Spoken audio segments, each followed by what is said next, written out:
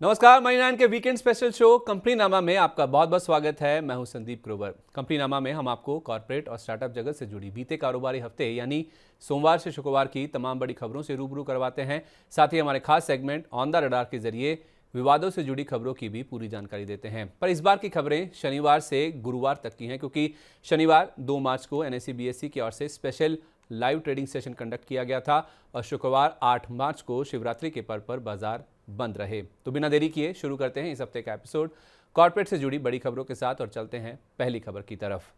सोमवार 4 मार्च को रिलायंस इंडस्ट्रीज के शेयर ने 3014 रुपये 70 पैसे की रिकॉर्ड ऊंचाई को छुआ। इस कंपनी की हाइड्रो इलेक्ट्रिक पावर के लिए पम्प्ड स्टोरेज प्रोजेक्ट्स यानी पीएसपी में उतरने की योजना है। ये कारोबार subsidiary company Reliance new energy के जरिए होगा, जिसने इस प्रोजेक्ट्स के लिए लोकेशन यानी साइट्स की तलाश शुरू भी कर दी है। इस कंपनी की पीएसपी प्रोजेक्ट्स की बोलियों में बड़े रूप से हिस्सा लेने की योजना है। खबर के चलते 4 मार्च को कारोबार के अंत पर रिलायंस इंडस्ट्रीज का शेयर करीब 1% के उछाल के साथ 3010 रुपये के स्तर पर बंद हुआ था। दूसरी खबर, एसजीएस एंटरप्राइजेस के प्रमोटर के जोसेफ ने कंपनी में अपनी हिस्सेदारी बढ़ाई है। 29 फरवरी को प्रमोटर ने खुले बाजार से 9 लाख शेयर यानी 2.9% हिस्सेदारी खरीदी है। इस हिस्सा खरीद के बाद प्रमोटर की कंपनी में हिस्सेदारी 16.92% से बढ़कर करीब 20% के आसपास पहुंच गई है। खबर के चलते 4 मार्च को एसजीएस एंटरप्राइजेस का शेयर 2% की बढ़त के साथ 658 रुपये के स्तर पर बंद हुआ था। तीसरी खबर, नजारा टेक के बोर्ड ने 872 रुपये 15 पैसे के भाव पर 28,67,000 इक्विटी शेयर अलॉट करने की मंजूरी दे दी है। कुल मिलाकर 7 अलॉटीज को करीब 250 करोड़ रुपए के शेयर जारी किए जाएंगे। इन निवेशकों में ICICI prudential, Plutus wealth management जैसे नाम शामिल हैं। खबर के चलते 4 मार्च को नजारा टेक का शेयर 2% से ज्यादा गिरकर 750 रुपये 55 पैसे के स्तर पर बंद हुआ। हालांकि शेयर का इंट्राडे हाई 788 रुपये 95 पैसे था। चौथी खबर, स्वैन एनर्जी की subsidiary company swan LNG private limited यानी एसएलपीएल ने 2206 करोड़ रुपए के कर्ज का भुगतान समय से पहले कर दिया है। सितंबर 2023 तक ग्रुप पर कुल 4128 करोड़ रुपए का बाहरी कर्ज था, जो इस भुगतान के बाद घटकर 1675 करोड़ रुपए हो गया है। इस कर्ज भुगतान से एसएलपीएल को करीब 250 करोड़ रुपए की ब्याज बचत होगी। 4 मार्च को कारोबार की समाप्ति पर शेयर हल्की कमजोरी के साथ 730 रुपये 5 पैसे के स्तर पर बंद हुआ। हालांकि शुरुआती कारोबार में शेयर 2% से ज्यादा चढ़कर 747 रुपये 35 पैसे तक भी उछल गया था। पांचवी खबर, सोमवार 4 मार्च को एनटीपीसी के शेयर ने 358 रुपये की रिकॉर्ड ऊंचाई को छुआ। कंपनी को Singrauli super thermal power project में निवेश के लिए बोर्ड से मंजूरी मिल गई है। इस प्रोजेक्ट पर कुल 17,195 करोड़ रुपए की लागत लगेगी। खबर के चलते 4 मार्च को शेयर में करीब 3.25% के उछाल के साथ 354 रुपये 35 पैसे पर क्लोजिंग हुई और शेयर निफ्टी का सबसे ज्यादा चढ़ने वाला काउंटर था। छठी खबर, सोमवार 4 मार्च की शाम को दिग्गज ऑटो कंपनी टाटा मोटर्स के बोर्ड ने अपने कारोबार के 2 अलग अलग लिस्टेड कंपनियों में डीमर्जर को मंजूरी दे दी है। एक कंपनी में सीवी कारोबार और उससे जुड़े निवेश होंगे और दूसरी कंपनी में पीवी यानी पैसेंजर व्हीकल, ईवी यानी इलेक्ट्रिक व्हीकल, जेएलआर और इनसे जुड़े निवेश होंगे। डीमर्जर की यह प्रक्रिया पूरी होने में 12 से 15 महीने का समय लगेगा। डीमर्जर की घोषणा के बाद 4 मार्च को टाटा मोटर्स का शेयर 3.5% गिरकर 1022 रुपये 60 पैसे पर बंद हुआ। हालांकि दिन के दौरान शेयर ने 1065 रुपये 60 पैसे की रिकॉर्ड ऊंचाई को भी छुआ था। सातवीं खबर, बीते वीकेंड पर खबर थी कि हिंडनबर्ग मामले के 1 साल पूरा होने के बाद अदानी समूह ने अपना पहला बॉन्ड इशू लाने की तैयारी शुरू कर दी है। अदानी ग्रुप अपने पहले डॉलर बॉन्ड इशू के जरिए 40.9 करोड़ डॉलर जुटाना चाहती है। इसके तहत अदानी ग्रीन एनर्जी 18 साल की मैच्योरिटी वाले बॉन्ड की पेशकश 7.12% के कूपन रेट पर कर सकती है। 4 मार्च को अदानी ग्रीन एनर्जी का शेयर करीब 2.25% गिरकर 1937 रुपये 90 पैसे के स्तर पर बंद हुआ। 5 मार्च को खबर आई कि अदानी ग्रीन एनर्जी के 40 करोड़ डॉलर के बॉन्ड इशू को निवेशकों से अच्छा रिस्पांस मिला है। इस इशू को निवेशकों से करीब 3 अरब डॉलर यानी 7 गुना से ज्यादा बोलियां मिली हैं। ये बॉन्ड्स 6.7% के कूपन रेट पर जारी किए गए हैं, जबकि अनुमान करीब 7.1% का था। 5 मार्च को अदानी ग्रीन एनर्जी का शेयर हल्की बढ़त के साथ 1943 रुपये के स्तर पर बंद हुआ। साथ ही खबर यह भी थी कि दिवालिया प्रक्रिया से गुजर रही कंपनी लैंको अमरकंटक पावर को के बैंकों की समिति यानी सीओसी ने अदानी पावर के रेजोल्यूशन प्लान को मंजूरी दे दी है। छत्तीसगढ़ में 600 मेगावाट का पावर प्लांट चलाने वाली इस कंपनी के लिए अदानी पावर ने दिसंबर 2023 में 4100 करोड़ रुपए की संशोधित बोली जमा की थी। 5 मार्च को अदानी पावर का शेयर कमजोर बाजार में भी करीब 3% की बढ़त के साथ 576 रुपए के स्तर पर बंद हुआ। 6 मार्च को खबर थी कि अदानी ग्रुप पर कर्ज का बोझ लगातार बढ़ रहा है। अदानी ग्रुप की ओर से लिया गया कर्ज पिछले साल से लगभग एक चौथाई ज्यादा है और वित्त वर्ष 2023-24 में इसके बढ़कर 26 अरब डॉलर तक पहुंचने का अनुमान है। वित्त वर्ष 2023 के आखिर में अदानी समूह पर करीब 21 अरब डॉलर का कर्ज था। कर्ज बढ़ने के बावजूद मार्च अंत तक नेट कर्ज और अबिडा रेशो 2 गुना रहने का अनुमान लगाया जा रहा है। 6 मार्च को अदानी एंटरप्राइजेस का शेयर 2% से ज्यादा गिरकर 3,238 रुपए के स्तर पर बंद हुआ। 7 मार्च को खबर आई कि अदानी ग्रुप की जून महीने तक बॉन्ड्स के जरिए कुल 1.2 अरब डॉलर जुटाने की योजना है। साथ ही खबर यह भी थी कि अदानी एंटरप्राइजेस की दुबई की सब्सिडरी कंपनी ने फ्रांस की कंपनी ले मार्च ड्यूटी फ्री SAS यानी LMDF की 100% हिस्सेदारी को 5,000 यूरो में खरीद लिया है। खबर के चलते 7 मार्च को अदानी एंटरप्राइजेस का शेयर हल्की कमजोरी के साथ 3,229 रुपए के स्तर पर बंद हुआ था।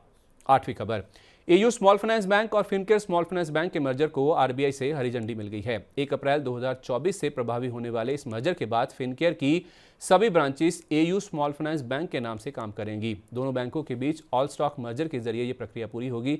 इस मर्जर के तहत फिनकेयर स्मॉल फाइनेंस बैंक के शेयरधारकों को अपने 2,000 शेयरों के बदले एयू स्मॉल फाइनेंस बैंक के 579 शेयर मिलेंगे। 5 मार्च को एयू स्मॉल फाइनेंस बैंक का शेयर करीब 1.5% गिरकर 571 रुपए 90 पैसे के स्तर पर बंद हुआ था। 9वीं खबर, Krishna institute of medical sciences यानी किम्स ने थाने में 300 बेड का हॉस्पिटल खोलने के लिए 2.59 एकड़ जमीन लीज पर लेने के लिए करार करने की घोषणा की है। यह हॉस्पिटल 500 करोड़ रुपए की लागत से तैयार होगा, जो कि वित्त वर्ष 2025 की पहली तिमाही से शुरू होने का अनुमान लगाया जा रहा है। खबर के चलते 5 मार्च को किम्स का शेयर करीब 2% गिरकर 2,120 रुपए के स्तर पर बंद हुआ था। 10वीं खबर, बजाज ऑटो का शेयर बायबैक 6 मार्च से 13 मार्च तक खुलेगा। टेंडर रूट के जरिए 10,000 रुपए के भाव पर कंपनी 40 लाख शेयरों की खरीद पर 4,000 करोड़ रुपए खर्च करेगी। संस्थागत निवेशकों के 82 शेयरों के बदले 1 शेयर खरीदा जाएगा, यानी 1.22% की एक्सेप्टेंस रेशो होगी। वहीं रिटेल निवेशकों के 27 में से 1 शेयर बायबैक में टेंडर होगा, यानी एक्सेप्टेंस रेशो करीब 26% के आसपास होगी। खबर के चलते 5 मार्च को बजाज ऑटो का शेयर करीब 0.25% की बढ़त के साथ 8,350 रुपए के स्तर पर बंद हुआ। 6 मार्च को खबर आई कि कंपनी अगली तिमाही में दुनिया की पहली CNG बाइक लॉन्च करेगी। इस खबर के चलते 6 मार्च को बजाज ऑटो का शेयर करीब 3.5% की मजबूती के साथ 8,638 रुपए के स्तर पर बंद हुआ। 11वीं खबर, मंगलवार 5 मार्च को IPO बाजार में 2 कंपनियों ने दस्तक दी। पहला नाम है एक्जीकॉम टेलीसिस्टम्स का, जिसकी लिस्टिंग धमाकेदार रही। इस कंपनी का शेयर NSE पर 265 रुपए पर लिस्ट हुआ, यानी कि 142 रुपए के इशू प्राइस के मुकाबले करीब 87% प्रीमियम के साथ लिस्टिंग हुई। इस IPO को निवेशकों से रिस्पांस काफी जबरदस्त मिला था। यह IPO कुल 134 गुना के आसपास सब्सक्राइब हुआ था, जिसके जरिए इस कंपनी ने कुल 429 करोड़ रुपए जुटाए हैं। 5 मार्च को कारोबार की समाप्ति पर एक्जीकॉम टेलीसिस्टम्स का शेयर 265 रुपए के ओपनिंग प्राइस से करीब 14% नीचे 228 रुपए 40 पैसे पर बंद हुआ, जो कि 142 रुपए की इशू प्राइस से करीब 61% के प्रीमियम पर है। दूसरा नाम है प्लेटिनम इंडस्ट्रीज का। इस कंपनी की लिस्टिंग भी अच्छी रही। इस कंपनी का शेयर NSE पर 225 रुपए पर लिस्ट हुआ, यानी कि 171 रुपए के इशू प्राइस के मुकाबले करीब 32% प्रीमियम के साथ लिस्टिंग हुई। इस IPO को भी निवेशकों से काफी दमदार रिस्पांस मिला था। यह IPO कुल 99 गुना के आसपास भरा था, जिसके जरिए कंपनी ने करीब 235 करोड़ रुपए की रकम जुटाई है। 5 मार्च को कारोबार की समाप्ति पर प्लैटिनम इंडस्ट्रीज का शेयर 225 रुपए के ओपनिंग प्राइस से 1.5% नीचे 221 रुपए 50 पैसे पर बंद हुआ, जो कि 171 रुपए के इशू प्राइस से करीब 29.5% प्रीमियम पर है। 13वीं खबर, बुधवार 6 मार्च को साउथ इंडियन बैंक का राइट्स इशू खुला, जो कि 20 मार्च तक खुला रहेगा। इस इशू के जरिए 22 रुपए के भाव पर 52 करोड़ 31 लाख राइट शेयर जारी होंगे, जिसके जरिए बैंक की 1,151 करोड़ रुपए जुटाने की योजना है। इस इशू की रिकॉर्ड डेट 27 फरवरी तय की गई थी। खबर के चलते 6 मार्च को साउथ इंडियन बैंक का शेयर 5.5% से ज्यादा गिरकर 30 रुपए 30 पैसे के स्तर पर बंद हुआ था। अगली खबर, बुधवार 6 मार्च को जोमेटो के शेयरों में 2.2% इक्विटी का बड़ा सौदा हुआ, जिसकी वैल्यू 3,000 करोड़ रुपए से ज्यादा आंकी गई है। इस ब्लॉक डील में एंड फाइनेंशियल की ओर से अपनी सहयोगी company Ant Fin Singapore holding के जरिए 17 करोड़ 63 लाख शेयर यानी 2% हिस्सेदारी बेची गई है। BSE पर मौजूद बल्क डील के आंकड़ों के मुताबिक 160 रुपए 30 पैसे के औसत भाव पर ये शेयर 2,828 करोड़ रुपए की रकम में बेचे गए हैं। आपको बता दें कि दिसंबर अंत तक एंड फिन सिंगापुर होल्डिंग के पास इस कंपनी की 6.32% हिस्सेदारी थी। 6 मार्च को जोमेटो के शेयर में 2.5% की गिरावट के साथ 161 रुपए 70 पैसे के स्तर पर कारोबार की समाप्ति हुई। 15वीं खबर, मंगलवार 5 मार्च को आवास फाइनेंसर्स के शेयरों में बड़ी ब्लॉक डील हुई, जिसके जरिए कंपनी के 3 विदेशी promoters Lake District partners group PE ने 12.62% इक्विटी बेची है। इस ब्लॉक डील में अमांसा होल्डिंग्स ने 2.96% हिस्सेदारी और एसबीआई म्यूचुअल फंड ने करीब 8% हिस्सेदारी 1370 रुपए के भाव पर खरीदी है। अमांसा होल्डिंग्स और एसबीआई म्यूचुअल फंड ने इस कंपनी में कुल मिलाकर 1186 करोड़ रुपए का निवेश किया है। 6 मार्च को आवास फाइनेंसियर्स का शेयर करीब 2.5% गिरकर 1391 रुपए के स्तर पर बंद हुआ था। 16वीं खबर, बुधवार 6 मार्च को हेवल्स के शेयर में कमजोर बाजार में भी शुरुआती कारोबार में 2% तक का उछाल देखने को मिला। दरअसल इस कंपनी ने किचन अप्लायंसेस सेगमेंट में एंट्री ले ली है। ये कंपनी अपने पोर्टफोलियो में कुकटॉप्स, होप्स, चिमनी इत्यादि को शामिल करेगी, जिससे प्रोडक्ट पोर्टफोलियो का विस्तार होगा। अगले 3 साल में कंपनी की इस सेगमेंट की टॉप 3 कंपनियों में शामिल होने का लक्ष्य है। कारोबार के अंत पर हेवल्स का शेयर करीब 1.25% गिरकर 1521 रुपए 65 पैसे के स्तर पर बंद हुआ था। अगली खबर, मिनिमम पब्लिक शेयर होल्डिंग नियमों को पूरा करने के लिए जीआर इंफ्रा प्रोजेक्ट्स के प्रमोटर्स कंपनी में अपनी 5% तक हिस्सेदारी बेचेंगे। 7 मार्च से 1 या 2 चरणों में यह हिस्सा बिक्री हो सकती है। दिसंबर तिमाही के अंत तक प्रमोटर्स के पास इस कंपनी की 79.74% हिस्सेदारी थी। मार्केट रेगुलेटर सेबी के नियमों के मुताबिक किसी भी कंपनी को शेयर बाजार में लिस्टिंग के 3 साल के अंदर मिनिमम पब्लिक शेयर होल्डिंग 25% करनी होती है। खबर के चलते 6 मार्च को जीआर इंफ्रा का शेयर करीब 0.5% गिरकर 1215 रुपए के स्तर पर बंद हुआ था। 18वीं खबर, गुरुवार 7 मार्च को प्री ओपन ट्रेड में टेलीकॉम कंपनी भारती एयरटेल के 4.9 करोड़ शेयरों यानी 0.9% इक्विटी के कई सौदे हुए। इन सौदों के जरिए कंपनी में निवेशित सिंगटेल ने 71.1 करोड़ डॉलर में अपनी 0.8% हिस्सेदारी जीक्यूजी पार्टनर्स को बेची है। इस सौदे के बाद भी सिंगटेल की कंपनी में 29% हिस्सेदारी बची रहेगी। खबर के चलते 7 मार्च को भारती एयरटेल का शेयर करीब 1% चढ़कर 1205 रुपए के स्तर पर बंद हुआ। हालांकि दिन के दौरान शेयर ने 1213 रुपए 60 पैसे का रिकॉर्ड उच्चतम स्तर भी छुआ था। अगली खबर, ऑटो कंपनी एम&एम की promoter group company prudential management and services यानी पीएमएसएल ने ब्लॉक डील में 1 करोड़ 10 लाख शेयर बेचे हैं। पीएमएसएल ने 1924 रुपए के भाव पर 2184 करोड़ रुपए में हिस्सेदारी बेची है। प्रमोटर ग्रुप की ओर से हुई इस शेयर बिक्री पर मैनेजमेंट ने सफाई जारी कर कहा कि परिवार की जरूरतों के चलते ये हिस्सा बिक्री की गई है और निकट भविष्य में और कोई हिस्सा बिक्री नहीं होगी। ब्लॉक डील के बाद 7 मार्च को शेयर 4% गिरकर 1892 रुपए के स्तर पर बंद हुआ था। 20वीं खबर, बुधवार 6 मार्च की शाम को केंद्र सरकार ने एनएलसी इंडिया में ऑफर फॉर सेल यानी ओएफएस के जरिए 5% हिस्सा बेचने की घोषणा की। ओवर सब्सक्राइब होने पर सरकार के पास इस ओएफएस के जरिए 2% अतिरिक्त हिस्सा बिक्री का भी विकल्प होगा। इस ओएफएस का फ्लोर प्राइस 212 रुपए तय किया गया है। 7 मार्च को संस्थागत निवेशकों के लिए खुला हिस्सा करीब 3 गुना भरा। वहीं रिटेल निवेशकों के लिए ये ओएफएस 11 मार्च यानी सोमवार को खुलेगा। खबर के चलते 7 मार्च को एनएलसी इंडिया का शेयर करीब 3.25% गिरकर 219 रुपए 10 पैसे के स्तर पर बंद हुआ था। 21वीं खबर, सरकारी क्षेत्र की डिफेंस कंपनी एचएएल ने लाइट कॉम्बैट हेलीकॉप्टर यानी एलसीए आईओसी कॉन्ट्रैक्ट में संशोधन किया है, जिसके बाद कॉन्ट्रैक्ट की ऑर्डर वैल्यू 2377 करोड़ रुपए बढ़ गई है। संशोधन के बाद कॉन्ट्रैक्ट की वैल्यू 2701 करोड़ रुपए से बढ़कर 5078 करोड़ रुपए हो गई है। इस खबर के चलते 7 मार्च को एचएएल का शेयर 2.6% चढ़कर 3312 रुपए के स्तर पर बंद हुआ और दिन के दौरान शेयर ने 3334 रुपए की रिकॉर्ड ऊंचाई को भी छुआ था।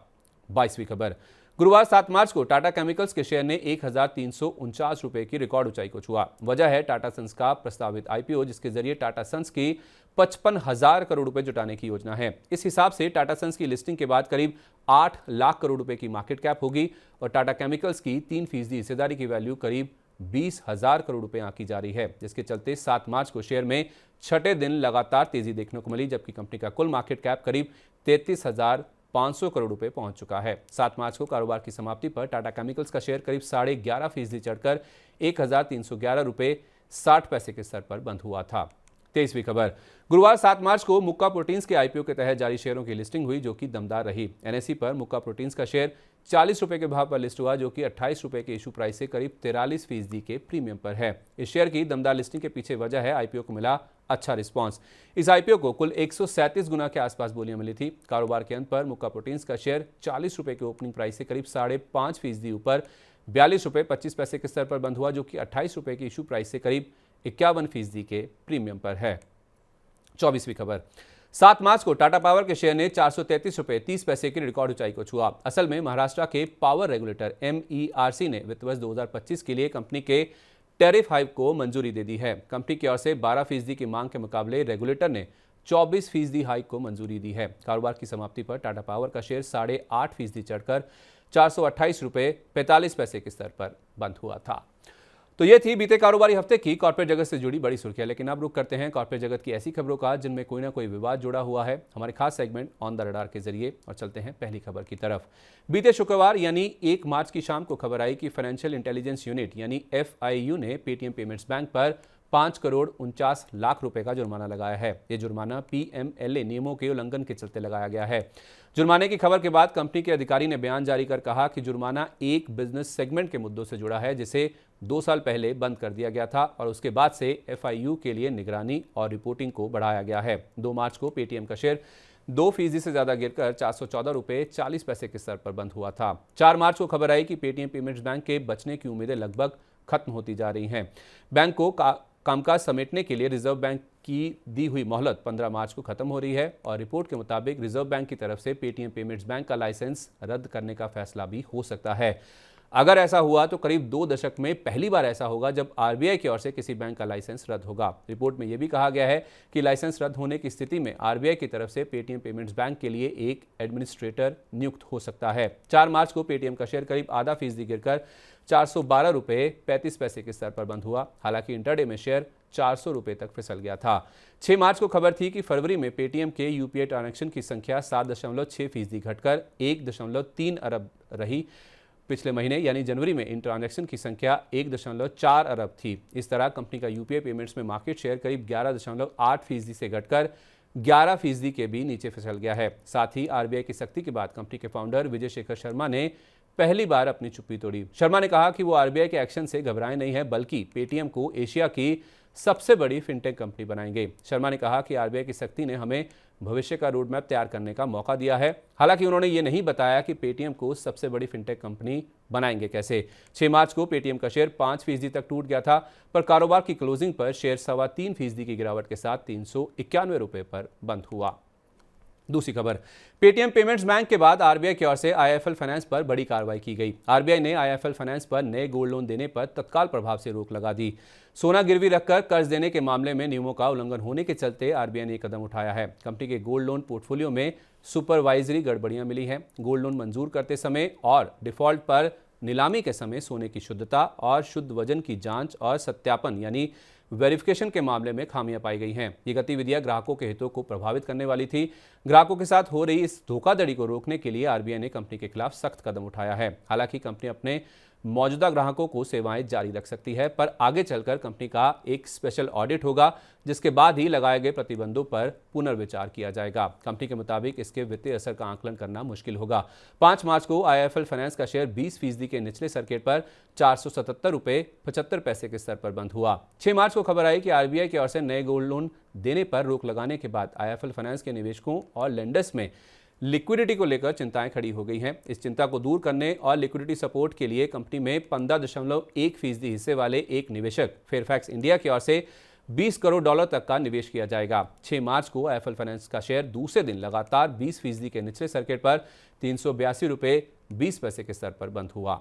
तीसरी खबर, शनिवार 2 मार्च की सुबह खबर थी कि गूगल ने कुछ भारतीय ऐप्स पर एक बड़ा एक्शन लिया है और 10 ऐप्स को अपने एंड्रॉयड प्ले स्टोर से हटा दिया है। इन 10 ऐप्स में Kuku FM, Bharat Matrimony, Truly Madly, Quack Quack, Stage, Alt Balaji, शादी.com समेत इन्फो एज के 2 ऐप नौकरी.com और 99 एकर्स भी शामिल हैं। दरअसल गूगल ने बिलिंग पॉलिसी पर फेल होने के बाद कुछ ऐप्स को चेतावनी दी थी, जिसके बाद अब इन ऐप्स को प्ले स्टोर से रिमूव कर दिया गया। 2 मार्च को इन्फो एज का शेयर करीब 2% गिरकर 5,185 रुपये के स्तर पर बंद हुआ। हालांकि 4 मार्च को खबर आई कि गूगल ने प्ले स्टोर से हटाए गए ऐप्स को दोबारा शामिल कर लिया है। हालांकि कुछ शर्तों के साथ इन ऐप्स को प्ले स्टोर पर शामिल किया गया है। 4 मार्च को इन्फो एज का शेयर करीब 0.25% गिरकर 5,151 रुपये 5 पैसे के स्तर पर बंद हुआ था। चौथी खबर, मंगलवार 5 मार्च को स्पाइसजेट का शेयर करीब 4% की बढ़त के साथ 65 रुपये तक उछल गया था। वजह यह थी कि इस कंपनी ने विमान लीज पर देने वाली कंपनी क्रॉस ओशन पार्टनर्स के साथ चल रहे 93 करोड़ रुपए के विवाद को सुलझा लिया है। दोनों कंपनियों ने इसके बारे में दिल्ली हाईकोर्ट के सामने एक जॉइंट अनाउंसमेंट भी किया है। 5 मार्च को कारोबार की समाप्ति पर स्पाइसजेट का शेयर करीब 0.25% की बढ़त के साथ 63.71 पर बंद हुआ। 6 मार्च की शाम को खबर आई कि कंपनी ने एशेलॉन आयरलैंड मेडिसिन 1 के साथ चल रहे 413 करोड़ रुपए के विवाद को भी सुलझा लिया है। खबर के चलते 7 मार्च को स्पाइसजेट का शेयर 2% से ज्यादा चढ़कर 63.21 के स्तर पर बंद हुआ। हालांकि इंट्राडे में शेयर 65.40 तक भी उछल गया था। 5वीं खबर, पश्चिम और दक्षिण भारत में मैकडॉनल्ड रेस्टोरेंट की चेन चलाने वाली कंपनी वेस्टलाइफ फूडवर्ल्ड ने कहा कि फूड रेगुलेटर FSSAI ने मैकडॉनल्ड्स इंडिया की ओर से इस्तेमाल किए जाने वाले चीज को 100% रियल चीज के रूप में सत्यापित किया है, यानी वेरीफाई किया है। यानी कि कंपनी को FSSAI से क्लीन चिट मिल गई है। कंपनी की ओर से कुछ बर्गर और नगेट्स में चीज के विकल्प का उपयोग करने का आरोप लगने के बाद इस रेस्टोरेंट चेन ने पहले महाराष्ट्र में अपने मेनू से चीज शब्द को अस्थायी रूप से हटा दिया था। खबर के चलते 5 मार्च को वेस्टलाइफ फूडवर्ल्ड का शेयर कमजोर बाजार में भी करीब 7% की बढ़त के साथ 787 रुपए के स्तर पर बंद हुआ था। 6ठी खबर, देश के सबसे बड़े बैंक भारतीय स्टेट बैंक यानी SBI ने राजनीतिक दलों की ओर से बुनाए गए प्रत्येक चुनावी बॉन्ड की जानकारी का खुलासा करने के लिए 30 जून तक का समय मांगा है। SBI ने समय बढ़ाने के लिए सुप्रीम कोर्ट से अनुरोध किया है। पिछले महीने सुप्रीम कोर्ट ने SBI को 6 मार्च तक पूरी जानकारी उपलब्ध कराने का निर्देश जारी किया था। 5 मार्च को SBI का शेयर 1.5% से ज्यादा उछलकर 784.60 पर बंद हुआ और इंट्राडे में शेयर ने 786.95 का रिकॉर्ड हाई भी छुआ था। 7वीं खबर, नियमों का अनुपालन ना करना कंपनियों को भारी पड़ रहा है। पेटीएम पेमेंट्स बैंक और IIFL फाइनेंस के बाद 5 मार्च की शाम को RBI ने JM फाइनेंशियल पर बड़ी कार्रवाई की है, जिसके तहत कंपनी पर कुछ पाबंदियां लगाई गई हैं। इसमें कंपनी को शेयरों और डिबेंचर्स के बदले कर्ज देने से तत्काल प्रभाव से रोक लगा दी गई है। कंपनी IPO के बदले भी कर्ज नहीं दे सकेगी। RBI ने अपनी जांच में कर्ज देने में कई खामियां पकड़ी हैं। इस खबर के चलते 6 मार्च को JM फाइनेंशियल का शेयर करीब 10.5% गिरकर 85.50 रुपए पर बंद हुआ। हालांकि दिन के दौरान शेयर में 20% का निचला सर्किट भी लग गया था। 8वीं खबर, महानगर गैस ने मुंबई रीजन में CNG की कीमतों में 2.5 रुपए प्रति किलो की कमी की है। इस फैसले के बाद ब्रोकरेज हाउस सिटी ने शेयर की रेटिंग बाय से बदलकर सेल कर दी है और लक्ष्य 1,480 रुपए से घटाकर 1,405 रुपए कर दिया है। दरअसल मुंबई रीजन में इस कंपनी की एक्सक्लूसिविटी और मार्जिन को लेकर चिंताएं हैं, क्योंकि पेट्रोलियम मंत्री हरदीप सिंह पुरी ने बयान दिया है कि तेल गैस सेक्टर में सुधारों का फायदा ग्राहकों को नहीं मिला है। 6 मार्च को MGL के शेयर में 15% से ज्यादा की गिरावट के साथ 1,324.70 पर कारोबार की समाप्ति देखने को मिली। तो कॉर्पोरेट जगत से जुड़ी इस हफ्ते की तमाम बड़ी खबरें हमने आपको बता दी हैं। अब आगे बढ़ते हैं और बात करते हैं स्टार्टअप स्पेस की स्टार्टअप अपडेट में और चलते हैं पहली खबर की तरफ। रविवार 3 मार्च को ई-कॉमर्स मार्केटप्लेस फ्लिपकार्ट ने फ्लिपकार्ट UPI के नाम से अपनी खुद की UPI सेवा लॉन्च कर दी है। एक्सिस बैंक के साथ पार्टनरशिप में ये सेवा ऐप के अंदर और बाहर ऑनलाइन और ऑफलाइन पेमेंट्स के लिए शुरू की गई है। शुरुआत में ये सेवा केवल एंड्रॉयड यूजर्स के लिए ही शुरू की गई है। इस भुगतान सेवा के जरिए कंपनी Amazon पे, पेटीएम, गूगल पे और फोन पे जैसी कंपनियों का मुकाबला करेगी और इन थर्ड पार्टी ऐप्स पर कंपनी की निर्भरता कम होगी। ग्राहकों के बेहतर अनुभव के लिए UPI लॉन्च के बाद super coins, cashback, milestone benefits और ब्रांड वाउचर्स जैसे लॉयल्टी भी अवेलेबल करवाए जाएंगे। दूसरी खबर, नकदी के संकट से जूझ रही एडटेक कंपनी बायजूस के फाउंडर और CEO बायजू रविंद्रन ने कर्मचारियों को एक लेटर लिखकर कहा है कि उनको फरवरी की सैलरी के लिए 10 मार्च तक का इंतजार करना होगा। रविंद्रन ने कहा कि हमारे 150 से ज्यादा निवेशकों के ग्रुप में से 4 निवेशक लोअर लेवल तक गिर गए हैं। इस वजह से हम आपको सैलरी नहीं दे पा रहे हैं। हमने सैलरी देने के लिए ही राइट्स इशू के जरिए फंड जुटाया था, लेकिन ये निवेशकों के साथ चल रहे कानूनी विवाद के चलते अभी एक अलग खाते में बंद है। साथ ही खबर ये भी थी कि कंपनी के 4 निवेशकों प्रोसेस, सोफिना पीक XV पार्टनर्स और जनरल अटलांटिक सिंगापुर ने सिंगापुर में कैविएट्स दाखिल किए हैं। इन निवेशकों को डर है कि राइट्स इशू को लेकर NCLT की ओर से हाल के फैसले को सुप्रीम कोर्ट में चुनौती मिल सकती है। उस स्थिति में सुप्रीम कोर्ट का फैसला आने से पहले निवेशकों की सुनवाई की जाए, जिस वजह से ये अर्जी निवेशकों की ओर से सुप्रीम कोर्ट में दाखिल की गई है। तीसरी खबर, टाटा समूह के मालिकाना अधिकार वाली ऑनलाइन किराना कंपनी बिग बास्केट मुनाफे में आने के बाद IPO लेकर आएगी। कंपनी 2025 में अपना IPO लाने पर विचार कर रही है। कंपनी अगले 6 से 8 महीनों में मुनाफे में आ जाएगी, क्योंकि उसकी नई पेशकश BB नाउ सेगमेंट पैसा बनाना शुरू कर देगा। चौथी खबर, फिनटेक कंपनी एप्रिशिएट ने घरेलू निवेशकों के लिए एक low cost fractional global investing platform launch किया है। इस प्लेटफॉर्म के जरिए भारतीय निवेशक माइक्रोसॉफ्ट, टेस्ला और एप्पल जैसी ग्लोबल कंपनियों में निवेश कर सकते हैं। सबसे अच्छी बात यह है कि इस प्लेटफॉर्म पर 1 रुपये से भी इन्वेस्टमेंट किया जा सकता है। इस प्लेटफॉर्म का लक्ष्य निवेशकों को सबसे कम कॉस्ट पर इन्वेस्टमेंट की सुविधा देना है। इसी के साथ कंपनी नामा के आज के एपिसोड में बस इतना ही। उम्मीद है आपको इस हफ्ते का एपिसोड अच्छा लगा होगा। इस हफ्ते का शो आपको कैसा लगा आप हमें कमेंट बॉक्स में ज़रूर बताएं। तो अगले शनिवार की शाम को आपसे फिर मुलाकात होगी इसी समय नई खबरों के साथ। तब तक आप देखते रहिए मनी 9। पर आपसे विदा लें उससे पहले एक ज़रूरी बात, पर्सनल फाइनेंस और बिजनेस जगत से जुड़ी इस तरह की तमाम बड़ी खबरें पढ़ने, सुनने और उनसे जुड़े शो देखने के लिए मनी 9 के सुपर ऐप को तुरंत डाउनलोड कर लीजिए। समय हो गया आपसे विदा लेने का। नमस्कार, शुभ रात्रि।